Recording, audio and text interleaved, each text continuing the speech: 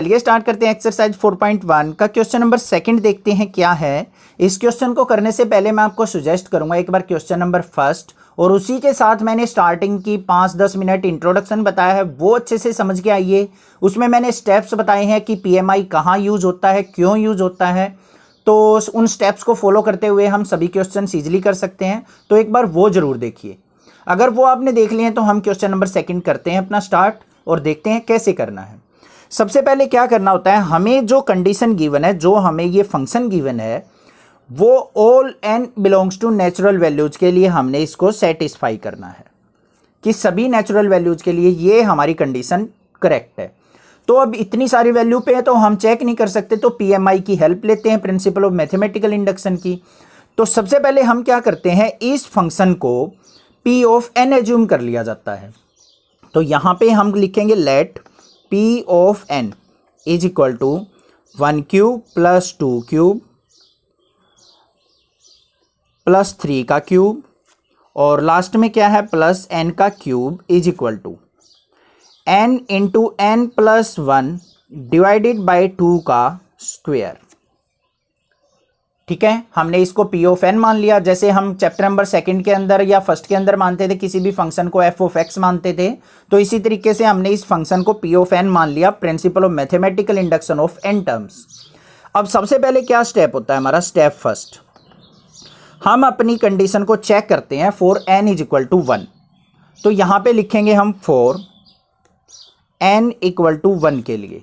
चलो भाई चेक करते हैं, n इक्वल टू 1 का मतलब फर्स्ट टर्म के लिए p of 1 is equal to क्या हो जाएगा, लेफ्ट हैंड साइड ये है हमारी, राइट हैंड साइड ये है, तो n इक्वल टू 1 का मतलब एक टर्म लेंगे, 1 का क्यूब क्या हो जाएगा, 1 का क्यूब इक्वल टू 1। अब राइट हैंड साइड पे आ जाओ, राइट हैंड साइड क्या है हमारी, n into n plus 1 by 2 का होल स्क्वायर। तो यहां पे n की जगह क्या पुट करेंगे, 1, तो 1 पुट कर लो, 1 इंटू 1 प्लस 1 डिवाइडेड बाई 2 इसका होल स्क्वायर। तो क्या आ गया यहाँ पे, 1 प्लस 1 कितना हो गया 2, 2 की 1 से मल्टीप्लाई 2 और 2 डिवाइडेड बाई 2 क्या हो गया 1 और 1 का स्क्वायर करेंगे तो 1। तो लेफ्ट हैंड साइड और राइट हैंड साइड क्या आ गई हमारी, बिल्कुल इक्वल आ गई। अब यहां पे हम क्या लिखेंगे, विच इज ट्रू। तो ये कंडीशन हमारी ट्रू है फॉर n इक्वल टू 1 के लिए। तो फर्स्ट स्टेप तो हमारा ट्रू आ गया। अगर यहां पे ही हमारा कंडीशन जो है सेटिस्फाई नहीं करती है तो हम इस क्वेश्चन को पीएमआई से नहीं कर सकते। स्टेप सेकंड क्या होता है, अब n इज इक्वल टू 1 के लिए तो हमने चेक कर लिया, अब हमने चेक करनी होती है अपनी condition n is equal to k के लिए। k क्या होता है, कोई भी पॉजिटिव इंटीजर हो सकता है, आप कोई भी इंटीजर सोच सकते हो, 2, 3, 4, 5 जो भी आपका दिल करे, उसके लिए हम कंडीशन को चेक करेंगे। तो यहां पे क्या लिखेंगे, p of k is true for n equal to k।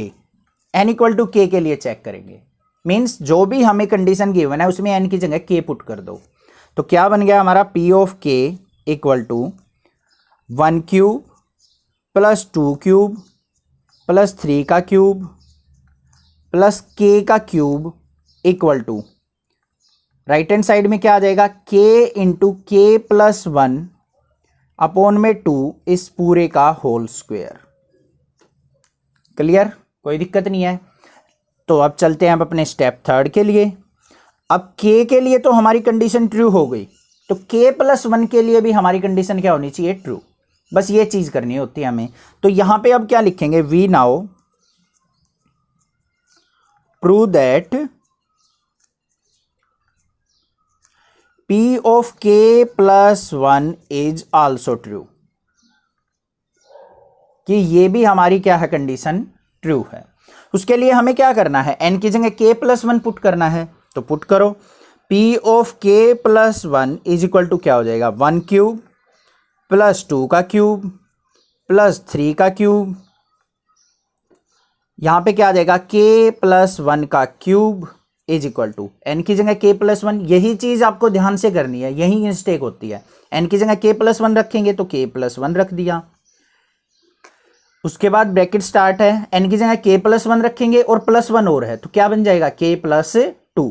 तो ये बन गया k प्लस 2 और अपॉन में क्या है 2 और इस पूरे का होल स्क्वायर। समझ में आ गई बात? क्लियर है, कोई दिक्कत नहीं है। अब हमने क्या करना होता है, स्टेप सेकंड का यूज करना होता है। स्टेप सेकंड का यूज किस तरीके से करेंगे, ध्यान से देखो। यहां पे है 1 क्यूब, ये है 2 क्यूब, ये है 3 क्यूब, फिर आएगा 4 क्यूब। मतलब 3 क्यूब से पहले क्या है, 2 का क्यूब, 2 क्यूब से पहले क्या है, 1 का क्यूब। मतलब एक एक वैल्यू डिक्रीज हो रही है, एक एक वैल्यू कम हो रही है ना। यहां पे k प्लस 1 का क्यूब है, तो इससे पहली टर्म जो होगी वो क्या होगी, इसमें से एक कम कर दो, एक कम कर देंगे तो क्या बच जाएगा, k। तो k का क्यूब होगा, होगी या नहीं होगी? तो यहां पे देखो क्या होगा, p of k plus 1 is equal to, क्या मैं इस स्टेप को ये लिख सकता हूं, 1 cube plus 2 cube plus 3 cube plus k cube plus में k प्लस 1 का क्यूब। लिख सकता हूं या नहीं लिख सकता हूं, ये सोचो बस। लिख सकता हूं बिल्कुल इजीली, क्योंकि यहां पे क्या है, पीछे की तरफ जाएंगे एक एक वैल्यू डिक्रीज हो रही है, एक एक टर्म। तो यहां पे k प्लस 1 है, तो इससे पहली बार टर्म क्या होगी हमारी k, उससे पहली क्या होगी k माइनस 1, उससे पहली k माइनस 2, ऐसे लिखेंगे। तो ये स्टेप लिख दिया मैंने। इज इक्वल टू किसके है हमारा, k plus 1 k plus 2 divided by 2 और इस पूरे का होल स्क्वायर। समझ में आ गई बात या नहीं आई है? ये हम ऐसा क्यों करते हैं, क्यों करते हैं, क्योंकि स्टेप सेकंड देखो हमारा 1 cube 2 cube 3 cube plus k cube, इस फंक्शन की हमें वैल्यू पता है ये है। तो यहां पे हमारे पास 1 cube 2 cube 3 cube plus k cube आ गया। तो इस सारे की जगह हम ये वैल्यू रख सकते हैं या नहीं रख सकते हैं, बस रखो। तो यहां पे लिखेंगे using step second, using step second क्या बन गया हमारा, p of k plus 1 equal to, इस पूरे की जगह क्या रख देंगे, k of k plus 1 upon में 2 का होल स्क्वायर रख दिया, प्लस में यहां पे क्या आ जाएगा, k प्लस 1 का क्यूब। इक्वल प्रूव करना है हमें इसके, k plus 1 k plus 2 upon में 2 का होल स्क्वायर। मेन ऑब्जेक्टिव ये रह गया बस हमारा, अब इन दोनों का सम हमने इसके इक्वल प्रूव करना है। तो बस इसको सेटिस्फाई करते हैं, इसको सोल्व आउट करते हैं और इसके इक्वल निकाल लेते हैं। तो for all n belongs to natural values क्या हो जाएगा, हमारी कंडीशन क्या हो जाएगी, सेटिस्फाई हो जाएगी। तो चलिए इन स्टेप्स को फॉलो करते हैं, सोल्व करते हैं। यहीं पे मिस्टेक करते हैं बच्चे, कैसे सोल्व आउट करें इसको, तो देखेंगे इजी स्टेप्स में। तो हमारी लेफ्ट हैंड साइड ये थी, मैंने यहाँ पे राइट डाउन कर लिया न्यू पेज पे, वहाँ पे थोड़ी सी भीड़ हो जाती तो इसलिए आपको कन्फ्यूजन होती, तो इसलिए मैंने न्यू पेज पे स्टार्ट किया इसको सोल्व आउट करना है। तो कैसे सोल्व आउट करें, सबसे पहले यहाँ पे स्क्वायर है तो इसको स्क्वायर ओपन कर दो, k का स्क्वायर करेंगे तो k स्क्वायर, k प्लस 1 का स्क्वायर करेंगे तो k प्लस 1 का स्क्वायर अपॉन में 2 का स्क्वायर करेंगे तो 4 प्लस में k प्लस 1 का क्यूब। समझ में आ गई बात? अब क्या करना है, इसके अपॉन में 1 मान लो और एलसीएम ले लो इसका।